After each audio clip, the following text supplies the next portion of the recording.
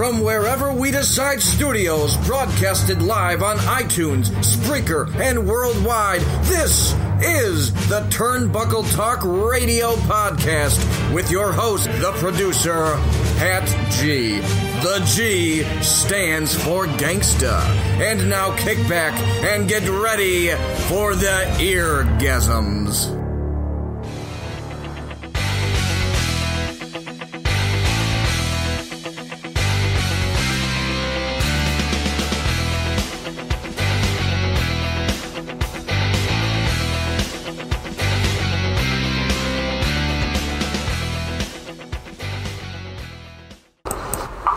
Ladies and gentlemen, as we start our adventure into the century mark of episodes, episode 101 of the Turnbuckle Talk Radio Podcast, I am your gracious host, Pat G. The G stands for gangster, along with my amazing, furious co-host himself, Dan Fury. We bring you all the latest and greatest in professional wrestling, and it is inclusive to everyone because we are in 2020 and everyone belongs together. Anyways, starting off the show, we have a very special guest interview this week with the ECW Original Ian Rotten to speak about his career with ECW, various other things, and I'm just going to say it now. There were some technical difficulties on my end, which I do apologize for. It cut about 15 minutes of the interview off of it, but we do have majority of the interview with Ian. We'll definitely have Ian on again because he is more than welcome to join us again. But first and foremost, we're going to start off with a bit of realness as far as to WWE. Adam Cole was a guest on Pat McAfee's podcast, live stream, whatever you want to call it. And, of course, Pat McAfee has done a lot of things with the WWE NXT division over the past 2, 3, 4 years. Him and his suits with shorts. But no, I digress. Well, Adam Cole and Pat McAfee have kind of been at war with each other. Pat McAfee likes to call it how he likes to see it, and it's truthful. He says that Adam Cole uses the Undisputed Era to get where he does. He uses them to keep the championship. So he invited Adam Cole on the podcast. It was a very good discussion. They had a good discussion, and then all of a sudden a switch seemed like it got flipped and Adam Cole went off, and a lot of people were like not really sure how it happened, but it seemed like it was a mixture of Pat McAfee kind of just hitting the right buttons, pushing Adam Cole's buttons a little too close to the vest by saying he didn't do them by himself because he had the Undisputed Era, especially because he's a smaller guy, and that's what Adam Cole lost his shit. He went straight up with that. He being McAfee, yes, went straight at the size. And I mean, there is this. Okay, so with WWE as fans, even in the 80s era, which is what I grew up with, we were conditioned, the big guys. Even when it started in 94, 95, 96, going to the smaller athlete, even Stone Cold Steve Austin was only about 6'1", 6'2". It was still the big guys. Shawn Michaels and Bret Hart and Owen Hart had to really break that mold, 1, 2, 3 Kid included. But it's always been kind of the land of the giants. It's been understood as being the land of the giants. And NXT, in my opinion, is kind of annexed off of that. To me, it doesn't matter if you're the biggest guy in there.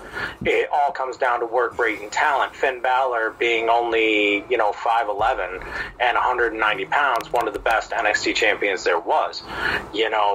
Adam Cole, not much taller than him, not much of a weight difference. To me, the weight doesn't matter as much as the ability of the competitor. We live in a world where if we're meant to believe that WWE falls under combat sports, as JBL coined it and really pushed it down people's throats, combat sports, then someone like Adam Cole should be believable in the heavyweight division. Maybe not against someone like Brock Lesnar, but then again, Brock Lesnar has also had great matches against smaller guys. Finn Balor included, AJ Styles, Daniel Bryan. But, to get to the interview and how it ended, we live in a world where you don't know at times if it's work, if it's not. If it is a work, I do believe that Adam Cole's coming from a real place because he is in the land of giants. He does know that his body type is not necessarily that of other champions. I mean, look at the 3 champions that you currently have in WWE in top spots. You have Drew McIntyre, big mother sucker, okay? Yeah. And then you have, Redcon One's sponsored athlete, Braun Strowman. Definitely a big man, like a super heavyweight. So Adam Cole being up there, it did look like that old Sesame Street game, one of these things, not like the other. With the champions you mentioned, okay? With the champions that you mentioned. Now, Braun Strowman is 6'8", 385. Okay? Uh-huh. Drew McIntyre, who is the other champion, 6'5", 265. Motherfucker. Pardon my French. And then you go down to the man that is now the NXT champion after he relinquished the North American Championship, and Keith Lee, who is 6'2", 320.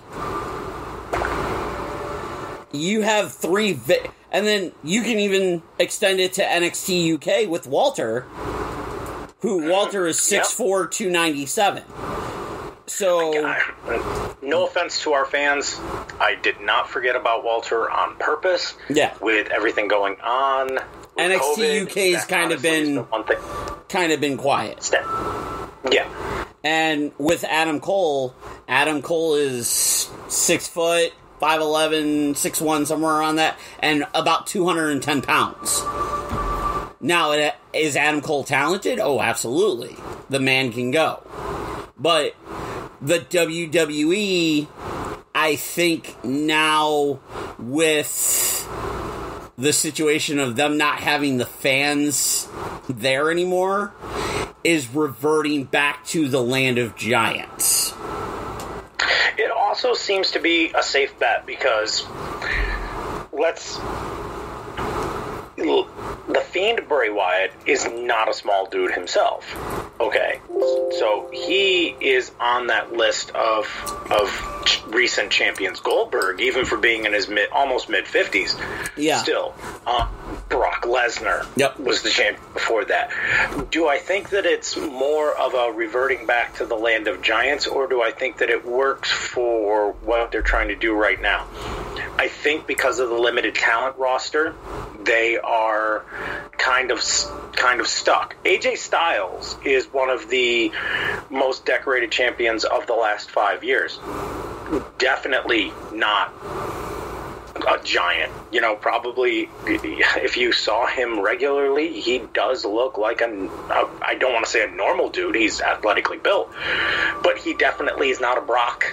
He's definitely not a Drew, and for damn certain he's not a Braun Strowman. But do I think that if this was real, if this was shoot, do I think Adam Cole was out of line for what he did, or do I think he was acting out of person? No, because, McAfee is coming from the world of football, where everyone is a giant, where everyone is alpha male, body type. Yeah. Even the small NFL players are 6'2", 6'3", and 240 pounds. So him bringing up the size thing, I can understand 100% why Adam Cole would get angry. And I watched the video, I watched the full interview, and if I was coming out, like he said, and I'm taking time away from my family to come here and get barred by you, kiss, he said it was more colorful language. Yeah. But, if it's real, good for him for standing up to himself, because I think that there comes a moment where you have to stop towing company lines and you have to stop being nice because they're a sponsor. To me, Adam Cole breaking a microphone, pushing a guy and saying F you is way less of a public affairs nightmare than maybe slapping a reporter. Yeah, oh, absolutely. And this was the thing is... Mark Henry was on Busted Open Radio earlier this week, and he talked about the situation, and Mark Henry is quoted as, "If you called Dusty Rhodes fat, he would assassinate your career. You couldn't work at a bingo hall in Poughkeepsie when he got through browbeating you. Pat McAfee has those kind of abilities. He'll do it sleight of tongue, if you will. He's slick. You can't just go on with somebody that can really go verbally and not expect what happened to happen."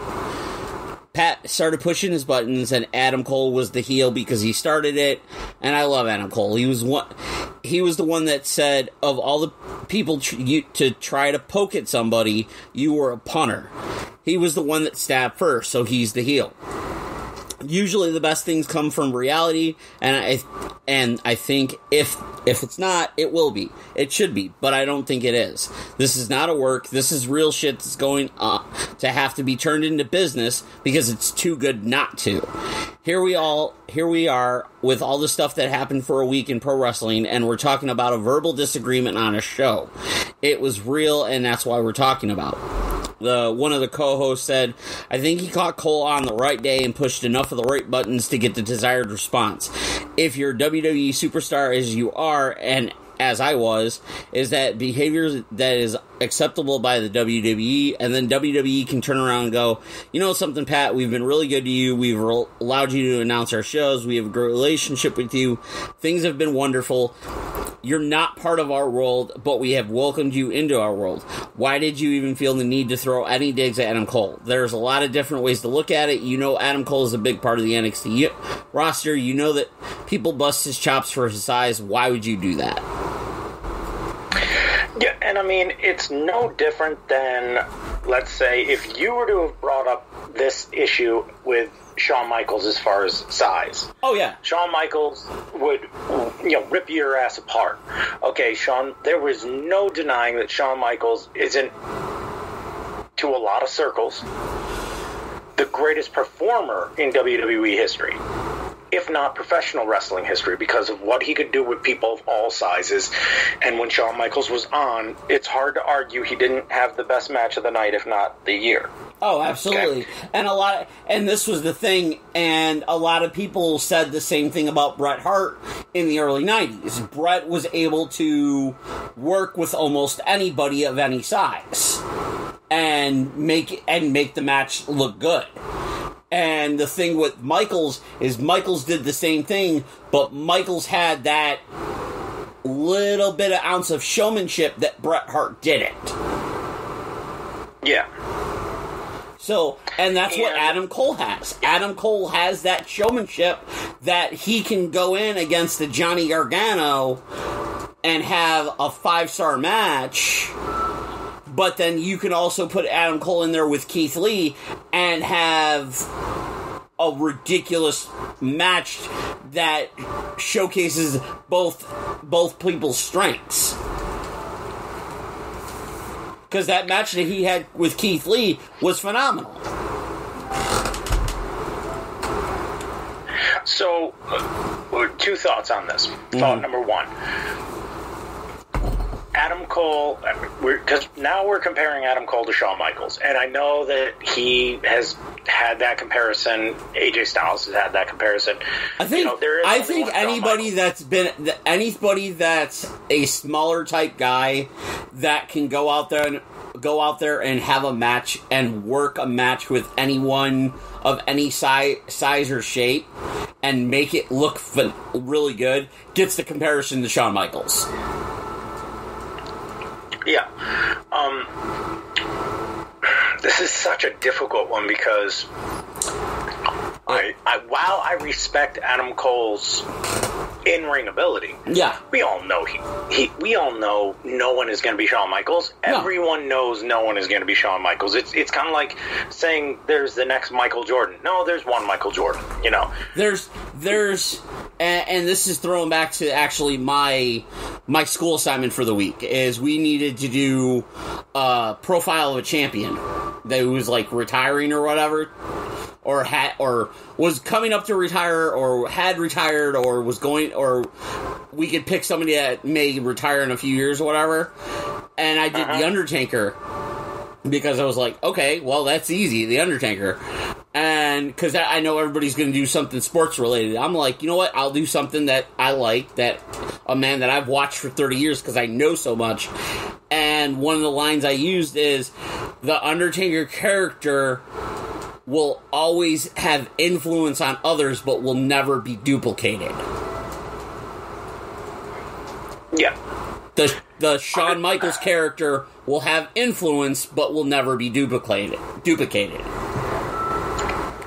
I mean, we see it all the time. Look at Drew McIntyre's opponent. Yeah. I mean, there isn't a match that goes by that Dolph Ziggler isn't involved in that someone doesn't see some shade of Shawn Michaels. Yeah. I mean, he's one of a kind. Undertaker is one of a kind. I think with Adam Cole, it might have been caught him on the wrong day at the right moment for your television program to get 2, 3, 4 million views on Instagram and Facebook and Twitter. You know, good for him as far as that goes. Adam Cole standing up for himself, you know what? Do it.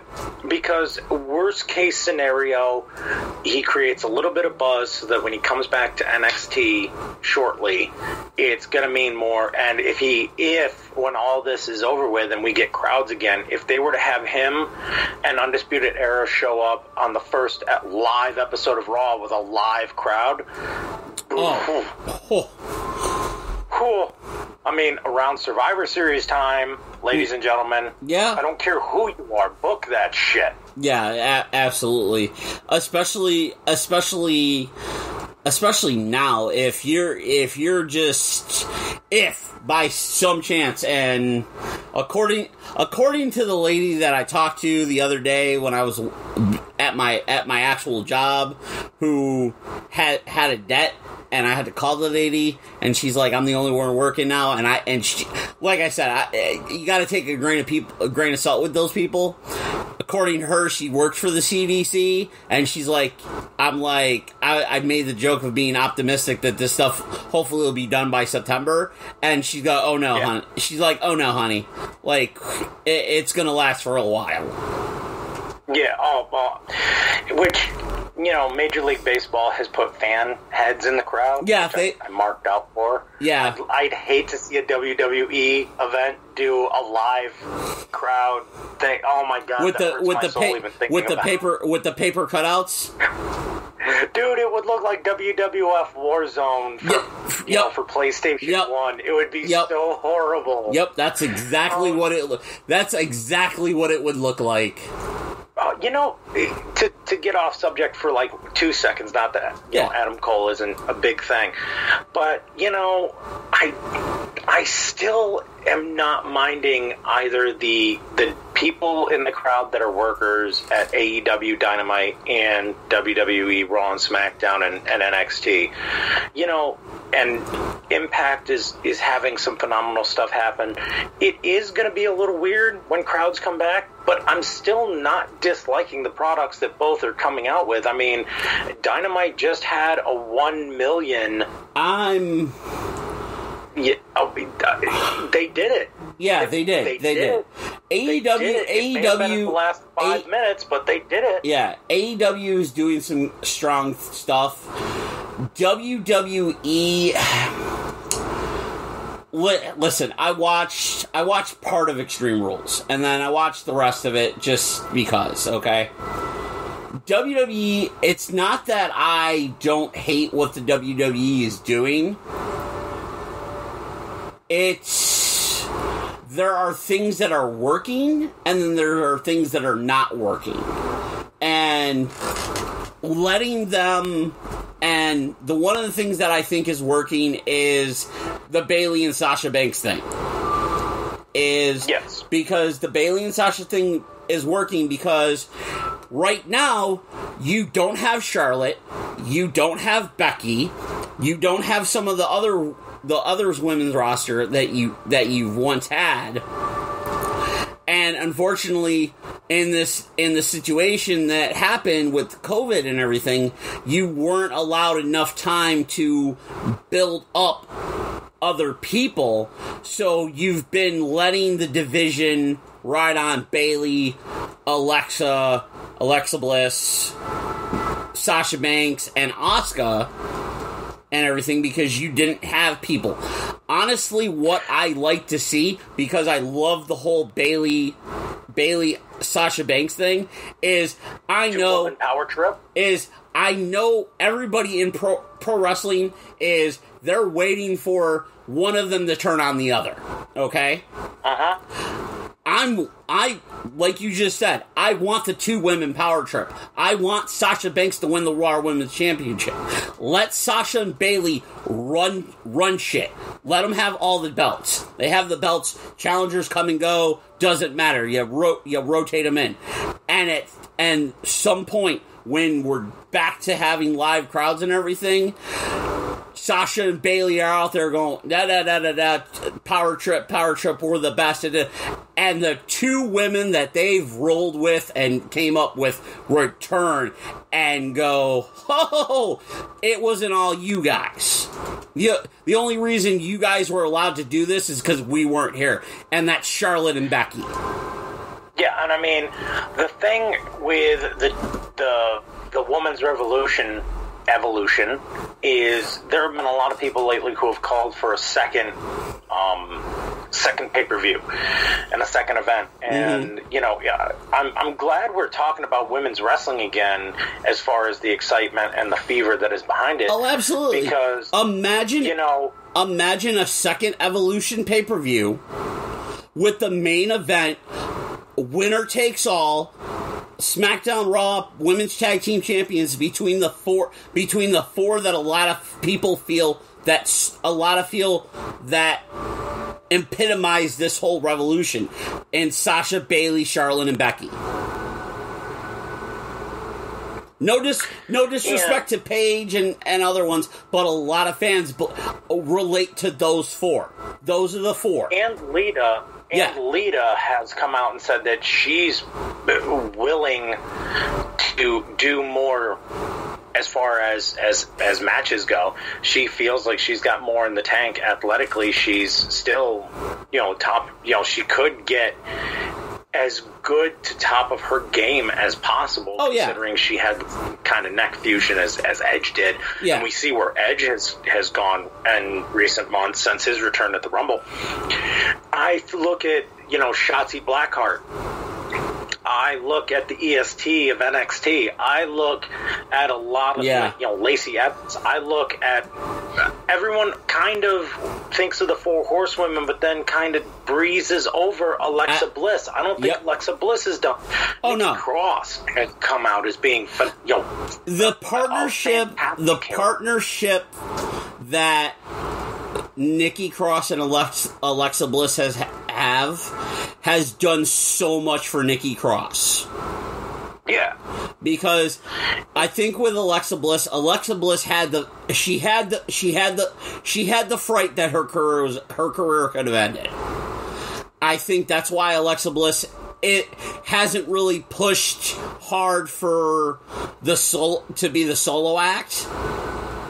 Because she knows with the history of concussions, all it takes is one more good bump to the head and she could be done. And not only that, but she's taking the time to help build someone that honestly you can look at promo-wise and work-wise. Yeah. Nikki Cross could hold a title and you could look at her as being 100% believable in holding that. SummerSlam is right around the corner. we could have a title change. Asuka technically never lost the title, so really that should go back to her. Well, technically, Asuka's still the champion, so... Exactly. So, to me, we've gotten a lot of traction that we could have another Evolution pay-per-view. I would love to see it. And then not to mention, like, okay, yeah, you have the older divas and everything. Imagine an Evolution pay-per-view where you have I'm not saying Paige can wrestle or whatever. I'm not saying Paige can wrestle. It maybe if there's a shot where there's a second Evolution pay-per-view, maybe there's a chance that Paige does something a la Stone Cold Steve Austin. She just hits a page turner on somebody. Like one move that's not going to bump her, that's going to bother her neck or issues, whatever she had. And maybe you reach out to the other women talent that you've had over the years. Maybe you get the lesser known women or women that you haven't had before that have come back. It's great, especially it's great with the sense that women's wrestling is what it is, and people are calling for a second Evolution pay-per-view because that first one was amazing. Oh yeah, that first one was amazing. But we're gonna flip gears real quick here. We're gonna flip over to something fun before we jump into the interview, and that is wrestling themes. Now, everybody has heard a lot of the wrestling themes that have come out over the last few years. Some of them, they're great, they're good or whatever, but you don't see what we saw back in the mid-90s, early 2000s, where, like, they were getting actual records. Like, there was actually CDs with the whole thing. Like, or hell, even WWE at one point released a freaking collage of wrestling themes. Oh yeah, and it was like 4 different eras or whatever. And like I know that I think it was 2 years ago, 2 maybe 3. I know that the guy that was the longtime music guy for WWE, Jim Johnson, they let him go, and they've been working with, I believe, CFO as far as creating the themes. But I'm starting to get the feeling that there are no more straight, like, really super iconic wrestling themes anymore. You know, I was thinking about this a few weeks back, and it's weird that you and I are both talking about this right now, because I was watching, I believe I was actually watching Extreme Rules, which is kind of weird that I said a couple weeks ago. Anyway, edit that out. Point being, Titantron, right? Yeah. Titantron is just the logo now. Yep. You don't have the package entrance. And I've been watching videos on Facebook of, like, Kane returns to save The Rock and Undertaker, or Stone Cold Steve Austin beats up the Alliance. And you see, like, the video package in the background, and the music kicks in, and boom. You're right. It really isn't like that anymore. Like, you don't have a, oh, you didn't know, moment in WWE, it seems, except for with probably the New Day has the most crowd interaction with the song. Yeah. It really is dependent on the intro and the body mannerisms of the performer himself with the crowd to get them behind his theme music. Like Nation of Domination, The Rock, Stone Cold Steve Austin's glass smashing still gets everyone to jump to their feet. I don't care who you are. Oh, absolutely. The minute, if you're a wrestling fan and you're over the age of 12. And you're over the age of 18, alright? If you are a wrestling fan and you are over the age of 18, and that glass shatters, you know who it is, and you're going to cheer. Exactly. And I look at a lot of this as, you know, do I feel like WWE doesn't release the music that it used to? Maybe. But I also think that you're trying to compare apples and oranges. I mean, people were saying the same thing for a short time about that new generation. You know what I mean? Between what I like to refer to as the Raging 80s and the Attitude Era, you know, you can, if you're a fan of 80s, you know, the Raging 80s, Hulk Hogan's theme song, Ultimate Warrior's theme song, you know, Rowdy Piper's, $1 Million Man Ted DiBiase, Jake the Snake Roberts. You can know those theme songs like the back of your hand. Attitude Era music, there are a lot of superstars. You remember their music as soon as it hits. With the current era, it's almost, with probably the exception of Randy Orton, Edge, Finn Balor, Roman Reigns, Seth Rollins. Not even Seth Rollins. Seth Rollins' music, with the exception of the whole Burn It Down thing, is generic as all hell. Yep. You know, it's... Yep. It doesn't grab you. Randy, New Day, Edge, Jeff Hardy. Sorry, Jeff Hardy. Let's see. Honestly, I'd say The Miz too, because of the way it starts off. Like, you know it's The Miz with the awesome. Point. Like, that's the thing. There's two sets of themes. There's teams that will, the minute they hit, you'll pop to them. But then there's teams that, you know, the minute they hit, you know who it is, because like I said, when the glass shatters, you know it's Steve Austin. When you hear the "Do you smell what the Rock is cooking?" you know it's The Rock. When you hear the awesome, you know it's The Miz. When you hear the from Big E, you know it's New Day. And it's the thing of there's intros that have them 3 second cue for the fans to cheer or boo, and then there's the ones that have like that 3 second cue that the minute you hear it, you know who it is. Like the gong for The Undertaker. Like, the minute you hear the gong, you know who it is. Oh, yeah. It's just weird that, to me, that there is, and I'm sure, like, someone will be insulted, like, oh my god, Kevin Owens, why are you not mentioning Kevin Owens? Or what about Shinsuke? Like, you know Shinsuke. And I'm like, yeah, you know it. But if you were to just play it, it doesn't have the Sexual Chocolate Mark Henry. Yeah. Jesus, he's had 2 great theme songs. Yep. He had one done by the Academy Award-winning 3-6 Mafia, and of course he had his 3 theme songs. His Nation of Domination one, and then of course his Sexual Chocolate, baby. Yeah, and then and then when he was doing the Hall of Pain gimmick. Yeah, I mean, it's one of these deals where, like, I look at it, and I think... And a theme song that I loved for the longest time, and I've rediscovered my love for it, is MVP's. He was probably one of the best ones of the Ruthless Aggression era. Oh, absolutely. You know, I mean, you've got John Cena's entrance, which is...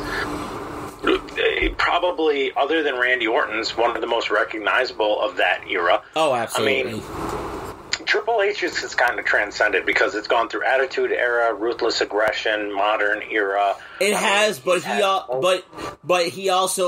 also change it up depending on the situation, because he's got the game, which is the main, but then he has the King of Kings. And Lemmy, rest his soul, you beautiful bastard, has provided us with 3 Triple H theme songs over the years. The Game, the King of Kings, and Evolution. Yep, line in the sand. And, you know, it's kind of one of those things where I think, is there a point where fans kind of have become okay with this? It's like, I still listen to certain theme songs when I work out, as weird as that sounds. Like, they've come across my thing. Like, there isn't a person alive that doesn't get hyped when the Ultimate Warrior or Hulk Hogan's theme songs don't come on a playlist. There were so many times I'd be working, when I used to work at Target in the back room, unloading the trucks, like, during back to school, Christmas time, Halloween, like, ever so often there'd be, my playlist would hit a string of wrestling songs, and it would be Hogan, Warrior, Austin, Batista, and that you like certain songs that you just get pumped and hyped. Yeah, I mean, hell, I've been at Spartan races where I've heard the game's theme song in the festival area, and I'm like, it's serendipity. Like, I'm good. Like, today is going to be a good day. Even theme songs that are on other organizations' things, like, you know, Suzuki. Yeah. You know, I heard his song sung by a crowd of 12,000 people in Madison Square Garden when when he walked down. When Suzuki walked down, you're just like, every single person here is singing his theme song. It's in Japanese. We're in Madison Square Garden at, you know, G1 Supercard, and I'm just kind of sitting there and I'm like, this is outstanding. But then you also have the Young Bucks with, you know, Super Kick Party. Yep. You have Chris Jericho reinventing himself again with Judas, you know, his own song. How cool is that? And of course Cody Rhodes has, you know, Kingdom as his song, and you know, Downstate plays that, as well as the theme song of a lot of other wrestlers, including, you know, Zack Ryder. Yeah. I mean, to me, a wrestling theme song is the most important thing. Do I feel like they're kind of few and far between as far as great recognizable ones that will make you, in 15 years, jump out of your seat when they show up for an anniversary show? There's a few of them, but I really can't think of many. No, like, to be honest, now I know we're in 2020, and over the past decade or so, a lot, like, when like Hogan has showed up, or Warrior, or God rest his soul, Warrior showed up finally, or you've gotten returns from other legends, like, is the fan reaction going to be the same for certain people? Like, we know if with let's say it's 2020 now, John Cena has pretty much basically unofficially retired, okay? John Cena is unofficially retired. Randy Orton has said in a few interviews he's only got, he feels great, but I feel like Randy's only got maybe another 5 years in him as far as full time. And Batista's retired and whatnot. Are like the guys that are in wrestling now, are when they come back for, in the same light of like Austin and The Rock and Bret Hart and Shawn Michaels, are their themes gonna pop the crowd like the previous people's themes did? I don't really think so, outside of a handful of guys. Yeah, there's a few that as soon as you hear their music, it's right there. Brock Lesnar. I think about when Brock returned in 2012. Yeah. Night after WrestleMania. As soon as you hear Brock's music, there's almost like this recoil from the audience, like, oh, like we kind of feel bad for what's about to happen. But, you know what I mean? Like, they know his song. Goldberg is another one. But once again, that's a Monday Night Wars theme. Brock Lesnar's is a Ruthless Aggression theme. It's very difficult to try and figure out what ones from modern stars are going to stick. There's a couple. But I do feel kind of in the same vein where they're few and far between.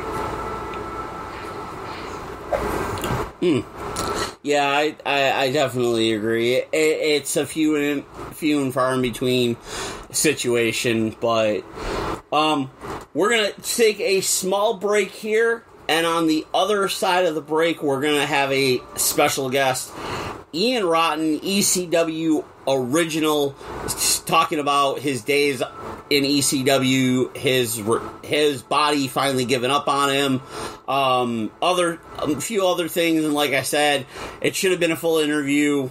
Unfortunately, technical difficulties, but we do have a solid bunch of content for you nonetheless with Ian, so keep it locked here on the TTRP.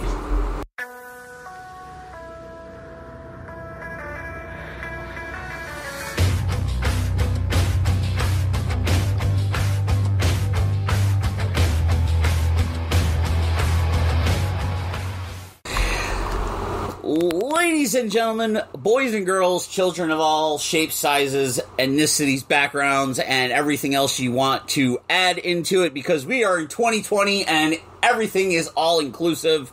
This is the Turnbuckle Talk Radio Podcast. I'm your host, Pat G. The G stands for Gangsta, along with my furious host, Dan Fury, and we are kicking off this show fast and furious because we have an ECW Original here with us tonight. He is the original man from the Taipei death matches that you all love and watch over on the WWE Network, most likely. He is Ian Rotten. How are you tonight, Ian? Hey, man, I'm good. I just got back from a great family dinner and ready to talk some wrestling. Family dinner is always a good thing. Thing. So, before we jumped onto the show, you mentioned that you had been retired now for 3 years. Almost 3 years, yeah. Almost 3 years. What led to you finally deciding it was time to hang up the tights? Man, just, injuries kept piling up on me. Like, it seemed like injuries were easier to get, but the big thing was, I took pride when any ring announcer called me the undisputed king of hardcore.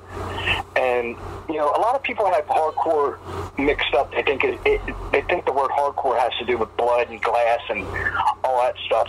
Hardcore wrestling is going out there and giving it your all, whether it's 3 people or 300, 3,000, 30,000. That is what hardcore wrestling is when you go out there and you give everything you have to that audience. And whether I was in Salem, Indiana, in front of 26 people at a National Guard Armory, or in the ECW arena, I always performed to everything I had. And the thought in my mind that I wasn't going to be able to give the fans of mine or my style or anything like that their hard-earned money's worth. I wanted to be that guy that every time you went out there, man, you said, man, Ian worked his ass off.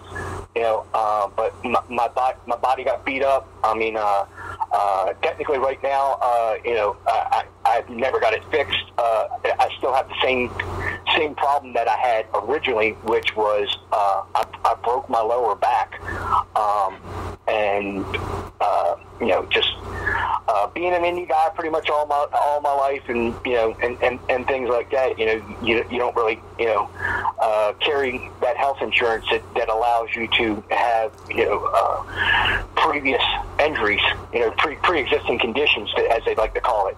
Yeah. So I've never got it fixed, and it's just gotten worse. It's just gotten worse. I mean, to the point, if I have to walk any distances whatsoever, whether I'm in a store or whatever, like that, I have to find one of them little carts. So my body just got beat up and wouldn't allow me to give hard-earned people, their money's worth.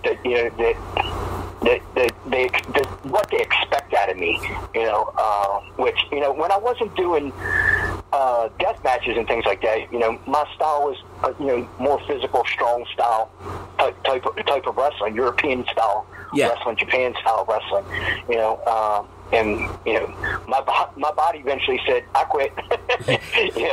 I'm done with that. So when I sat down with my girlfriend one night and I said, I don't think I can give people their money's worth no more. I was like, I really think it's time to call it quits.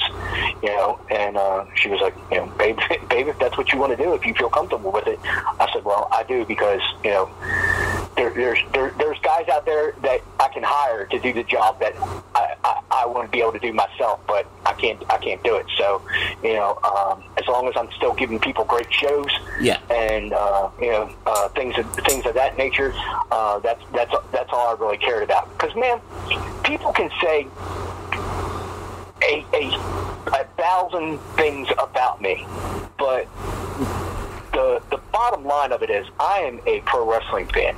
From the time I was 4 years old, I'm a pro wrestling fan. I love to watch good professional wrestling. And when I see, I'll be a little controversial here. I think Rhino is the laziest guy that ever came out of ECW. I've seen him on indie shows, and he does next to nothing. I saw him on an indie show where he didn't even do the gore. And let's face it, you see Rhino, that's what you come to see, right? Yeah. So I didn't want to become that guy who was just getting in the ring for the purpose of getting in the ring. So that was really the big determining factor. Was I just couldn't do what people expected to see out of me. Absolutely. And that's a perfect segue into one of the questions that my amazing co-host has, Dan. What's the one question you wanted to ask Ian? One of the things going into this, when I found out I was going to be, interviewing Ian Rotten, the Taipei death match from 1995. That entire feud that you had with Axel Rotten is legendary, and really helped lay the groundwork for the cult-like atmosphere and the craziness, if you will, that ECW was going to bring. I can remember I had a cool older cousin that used to bring me the risky horror movies, like Last House on the Left, or the ABC's Death. But one of the VHSs he gave me was death match style matches, and this match was on it. And, being a wrestling fan, and loving ECW, what do you think the legacy of ECW is on today's professional wrestling? Because you have to imagine the guys who are my age, I'm 38 and younger, grew up getting the tapes and the DVDs of these programs. Do you see the shades of ECW with some of these guys? And, you're retired now, but back in the heyday, who would you have wanted to work that you're a fan of now? Well, definitely ECW has laid the groundwork for a culture of wrestling. Let's face it, there is no Attitude Era if there is no ECW. Absolutely. Literally, that was Vince McMahon keeping up with the Joneses. He saw this incredible atmosphere, rabid fans, people that were just crazy in love with professional wrestling. And I think the big thing about that is the difference in wrestling is, well, while Paul might have insulted the intelligence of his wrestlers, he never insulted the intelligence of his fans. And was always pretty damn truthful with them as far as the way things went. I remember the night that Sabu was in Japan, and they brought in Rick Steiner to take his place. I remember Paul standing on top of the steps at the ECW arena in the locker room, and Paul was great at them fire and brimstone speeches. I have tried to catalyst myself on those speeches. One night I cut a Paul Heyman-esque speech in the locker room, and the guys that were my main event were like, "Can we go on now? Like, we're ready. Like, we want to go out there and tear this up." The thing really was the effort. For guys like me and Axel and Tommy Dreamer and Taz and Sandman and even Sabu, Public Enemy, Teddy was an older guy that was, Flubber Rock. He was an older guy, been around the world, and didn't really have a big name on him. But to all of us wrestlers, we knew he was a guy we could go to as someone to learn from.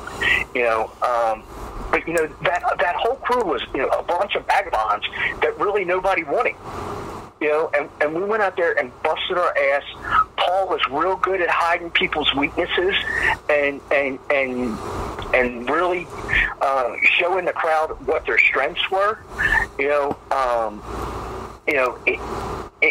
Incredible, whether he's bullshitting or not, incredible emotional leader of a locker room. And man, I can just, we had lost Sabu that night, but I can just remember the energy that was in the locker room of that speech and having the guys just jacked up to go out there and put on a killer show, because there was a huge part missing from the show that the people expected to see. But, then Paul walked out there and cut this, as only as it can be told, ECW-esque promo to the crowd. And then, the next thing you know, the crowd's, chanting, F you, Sabu, F you, Sabu, and he turned the whole thing around, so what ECW did for wrestling was gave wrestling fans an opportunity to go somewhere and watch professional wrestling, not sports entertainment, and enjoy themselves to the point that they didn't have to feel like they were ashamed to call themselves wrestling fans. I remember so many, between guys like Sign Guy and that guy, and Lion Shirt Guy, who became somewhat, known off of just sitting in the crowd because of their antics. You don't see that. You don't see that at a WWE show. You don't see that energy that the crowd put out to us, because you don't see the wrestlers anymore putting out that energy to the crowd. Do you think that's what's missing from maybe the modern product is, absolutely. Absolutely. Because there is the synergy between the crowds, and I mean, right now, pro wrestling doesn't have crowds, which is kind of weird, how we are in a post-COVID world and where we're going to be. But, I mean, you mentioned it, from about 1995 until late 2000, I mean, you might as well have been at a crowd at a heavy metal show or a rap show, because that's what wrestling crowds were perceived as. Like, all of them became raucous and crazy. Oh yeah, and it was because of the ECW product.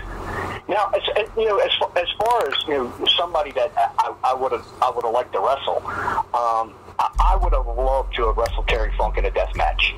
I wrestled him before at JCW, but much toned down stuff. I would have loved to have worked Terry Funk in a no rope ball wire or a Japanese style exploding ball wire thing. Just to kind of say I did it. I was fortunate enough that in IWA I was able to bring the guy in that made me want to be a wrestler, and Dusty Rhodes, and tag with him. Funny little story in the match. I'm bleeding all over the place, and Candido says to me, he goes, "Ian, I dare you to stop smiling." I said, "I can't, man. I'm tagging with Dusty Rhodes. How cool is this?" and I mean, if you've seen pictures from that mask, I mean, that match, I was a crimson mask. You were. I've seen pictures online from that match when you tagged with Dusty, and you were covered in red. You know, and Candido was like, Ian, stop smiling. I was like, I can't. So, you know, speaking a lot of guys that come into the business nowadays, they don't have that heritage of the love of the guys that have paved the way for them to be there this day. I mean, when I have a locker room meeting at IWA now, I literally have to say, well, you guys, you know Adrian Adonis, right? And they sit there and look at me, or they get on their phone, you know. But no, they don't, you know. Well, you know, you guys know who Bruno Sammartino is, right? No. Well, he was Hulk Hogan before Hulk Hogan. You know, I mean, so you know, it's a different business. When I got in the business, everybody was wrestling fans. Everybody wanted to be a part of the business because they loved it. Now these guys are thinking, you know, oh, I'm going to be famous, I'm going to be rich, I'm going to travel the world, and it's going to be easy for me to do it. Well, it's not. It's a difficult process, you know. And so many guys nowadays, they you know, they want that instant gratification. Like they think fame and fortune is just supposed to come their way because, you know, they paid some school $2,500 and learned how to take a back bump. You know, and that's not the way it works. Speaking of the kids that are coming up today in pro wrestling and everything, now, I was never a pro wrestler. I was involved. I was a referee, ring announcer. Dan was a pro wrestler and everything, and of course yourself. And living that life on the independent scene, was the independent scene kind of a feel back to what had been talked about in the 60s and 70s from Ric Flair and Dusty Rhodes and even Arn Anderson, where they were talking about going town to town and night after night? Granted, you don't have that now. You have some people that will do a double shot in a weekend, or they'll work 3 shows in a week on a Friday, Saturday, Sunday, but you're not seeing what they used to be in years past, where you would work a show, say 11 a.m., another show at 2 p.m., and then a third show at, say, 6 p.m. With the instant gratification. Yeah, I mean, I get what you're saying. The kids that come into business today, like they couldn't handle that schedule. For one, they don't realize to work smarter, not harder. You know. I mean, if you look at let's just take Memphis, for example, okay? When you worked in Memphis, you worked Monday night at the Mid-South Coliseum. You worked Tuesday night at the Louisville Gardens, which was 6 hours from Memphis. Then the next day on Wednesday, you worked at the Evansville Coliseum, which is 2 hours from Louisville. Then Thursday was usually a spot show in either Arkansas or Mississippi. So you're looking at another 5 to 7 hours, depending on what town they put that in. And then Friday night would be a spot show somewhere familiarly close, because they want you at TV the next morning, and because USWA TV was live, the last live program besides WWE that there was. You know, they expected you to, you know, be bright-eyed and bushy-tailed and ready to go wrestle on TV at 11 o'clock in the morning. You know, so you would do TV Saturday morning. Then you would sometimes go to a spot town with a 1 or 2 o'clock bell time, most of the time 2 o'clock, you know, and you would wrestle there. And then you would go on to Nashville to wrestle at the Nashville Fairgrounds. And then Sunday, if you were lucky, you might get a day off. But if not, you know, there's a spot show 3 to 5 hours back towards Memphis in a car, and then you work that show, and then you go to Mid-South Coliseum the next day, and you know, you start all over again. You know, so a lot of these guys, you know, wouldn't be able to do that schedule. I mean, a lot of these guys can't figure out to wash their gear in between, a triple shot weekend. If they have a Thursday, Friday, Saturday, or Friday, Saturday,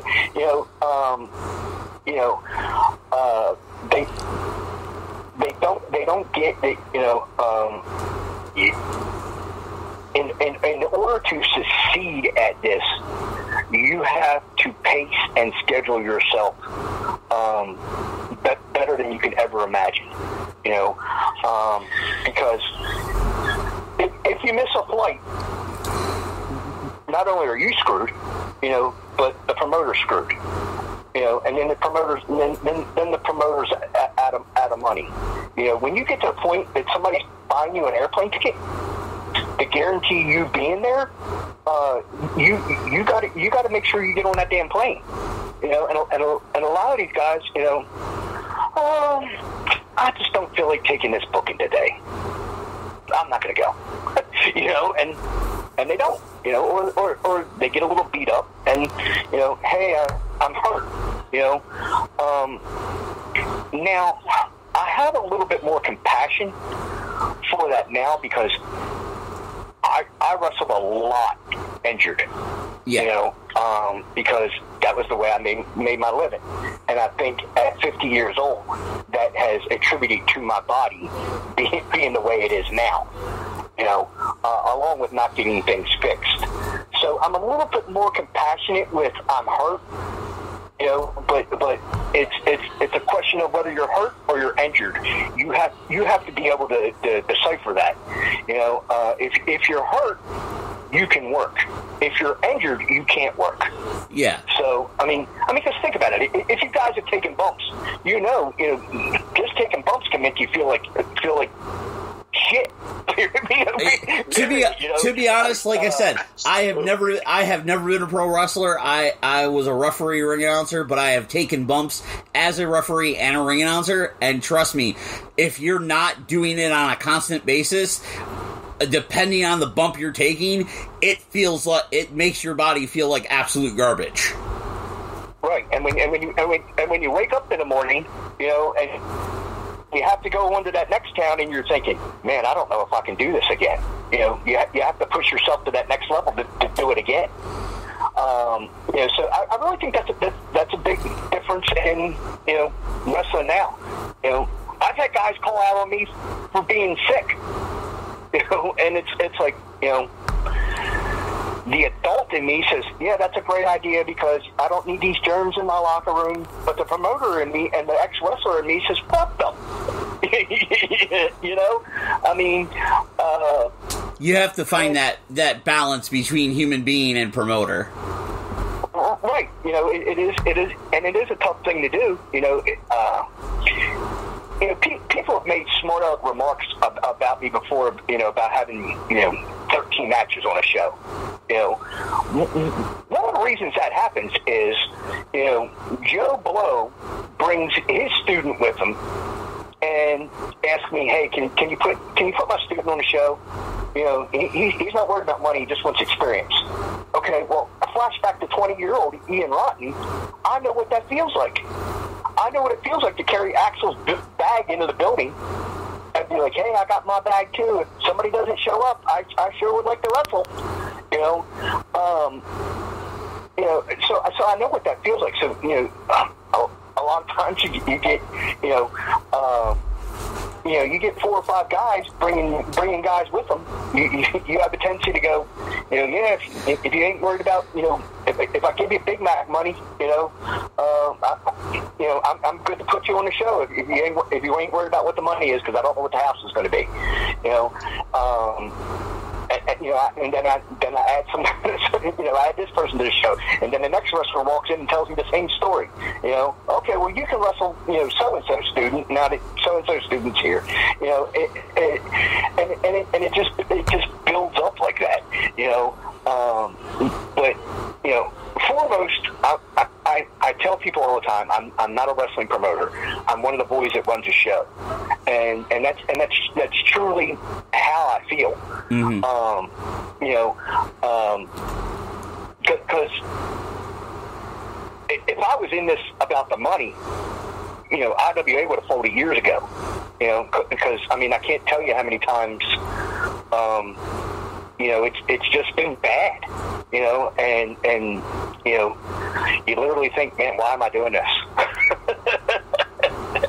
And then you think about the guys that came through our doors, and you think because those guys have walked through the door and learned and built their trade and things like that, that it's a necessary thing to keep going.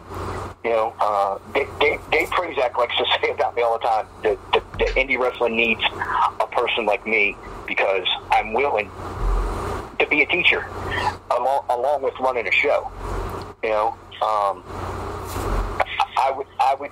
I would always jump all over Mance Warner because he would always go over his times in matches.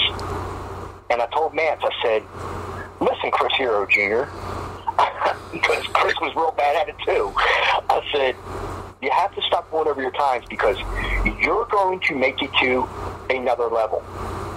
And when you make that other level and you go over your times, guess what? Your shit's on the cutting room floor instead of on television. So, and me and Mance have had these conversations since. He's like, I'm so glad that you were all over me about that because that was the one thing I needed to learn how to do. Was to take the time that I was allowed and make the best of it. So I really think that's the important thing of indie wrestling is the fact that to get that culture where everybody's pulling for everybody else. You want to see everybody else grow. You want to see these guys that are so talented, get that break and feel good. I'll tell you a quick little story. Mm-hmm.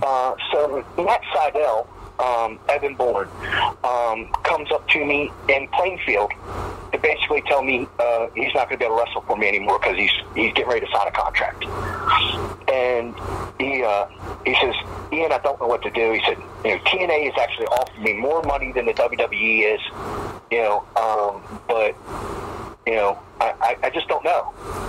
And I said to Matt, if you're asking me for advice, and he said, absolutely, I'm asking you for advice. I said, well, TNA does not have WrestleMania.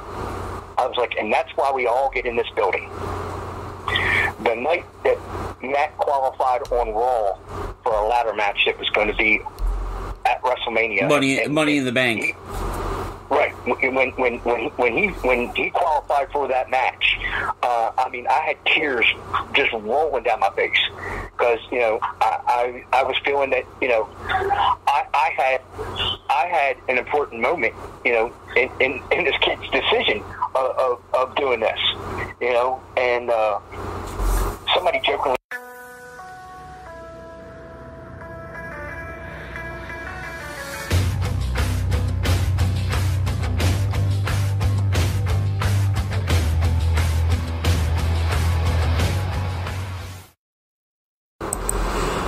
Alright, we're back here on CTRP. For what it wasn't the whole interview, but it was majority of the interview, probably about 60% of it. Solid nonetheless. Thank you, Ian Rotten, for joining us. We definitely will have you on once again. But we are going to talk about the things that that you didn't hear from the interview, and that is this upcoming Friday and Saturday on FITE TV. It is IWA's King of the Death Matches, something that Ian knows all too well about himself from his days in ECW, and one of those stories that he did tell us, Paul Heyman basically looking at him and going, can you do hardcore? Can you do deathmatch? That's what you're doing. Even though he was a fan of that Japanese strong style wrestling. And you know what? IWA has given us a legacy of professional wrestling that, while some would call blood and guts, some would call some of the best technical wrestling on the independents in the last 2 decades.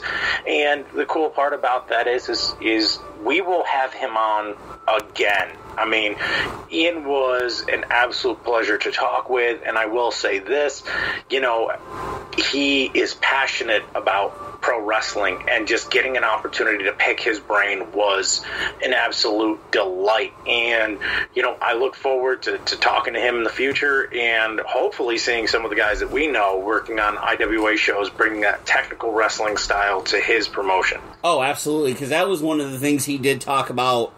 Is granted, yes, IWA is known for blood and guts and everything from the deathmatch hardcore aspect of it, but they're known for the professional wrestling because, like Ian said, they're the company that put on Punk versus Guerrero versus Mysterio. They're the company that has done Punk versus Hero. They're the company that has done a few other great wrestling matches that a lot of us know about from the IWA days. And just his knowledge of wrestling, and he told him straight, he's like, listen, I'm not a promoter, I'm a wrestler who puts on shows. I'm like, yeah, I'm not a promoter, I'm not about the money. If I was about the money, IWA would have closed down years ago. I'm a wrestling fan that puts on wrestling shows. That was the simple thing how he put it. Yeah, and you know the cool part about it is that he's unabashedly in love with the sport of professional wrestling, and it was cool to get a chance to talk to him and pick his brain about ECW, and especially considering that, you know, I'm a kid that grew up watching it at like midnight on Saturdays when my parents were asleep and the TV was free. You know what I mean? Like it's cool to have gotten an opportunity to talk to him, and his passion for handing down knowledge to the next generation, and then eventually the generation after that. It's a great conversation to have. Oh, absolutely, and we definitely will have him on once again. I'm also trying to work on some more interviews. I'll get in touch with Ian and see if we can get some of the up-and-coming stars from IWA on. He was definitely receptive to that. It was just, listen, dude, and for those who don't know, Ian Rotten is retired. He is legally blind, so he's like, you want to get a hold of me, just call me, dude. He's like, that's the best way to do it. He's such a chill dude. Yeah. For being the guy in the Taipei death match, here I am walking into this like, oh, this could be real bad, and all of a sudden he's just like, oh yeah, we're cool. The full fist of like duct tape, masking tape with the glass shards, and just, I'm like, this is that guy? You go from that to a sweetheart of an individual who's talking about his passion and love and wanting to pass down his knowledge to the next generation, and you're just like, dude, you're cool. Yeah. You're the coolest. Absolutely. So thank you, Ian, for that amazing interview. Yes, definitely. So we are going to call it a show for us, episode 101. Of course, follow us on Twitter. We have a brand new Twitter. It is TBTR Podcast on Twitter. I had to rebuild. So it is all capital letters, TBTR Podcast on Twitter. You can follow me on Twitter. The Ganchai is 83. You can follow Dan on Facebook under Sergeant Fury. I'm sure his page is still somewhere in the Facebook land. Oh, it's everywhere. So, and of course, Twitter and Instagram, easy. Yeah, of course, if you want to send us questions, comments, concerns, arguments, food, alcohol, or other some essential items during this lovely time of pandemic and COVID-19, we will gladly accept them. Or if you are a wrestling fan and want to be on our From the Fans segment, hit us up on Twitter or Facebook. We will gladly get you on, and we can talk about something in pro wrestling that you want to talk about. So, for Sergeant Fury, Dan Fury, I'm Pat G. This has been the Turnbuckle Talk Radio Podcast, and we are out. The Turnbuckle Talk Radio podcast is brought to you by Gear Network and ShopGear.com. We can be listened to via Spotify, iTunes, iHeartRadio, and everywhere else you can get your podcasts. The TTRP introduction was done by Trevor Dugan. The show is hosted by Patrick Gancheski and Daniel Roberts. Post-production of the TTRP is done by Patrick Gancheski and John Cimino. If you'd like to follow us via social media, you can search Turnbuckle Talk Radio Podcast on Facebook. You can follow us at Twitter by using the name Turnbuckle_Talk. Or if you have questions or concerns, you can reach us via email at turnbuckletlkradio@gmail.com. We'd like to thank you for listening to the Turnbuckle Talk Radio Podcast, downloading our episodes, following us on social media, and interacting with us.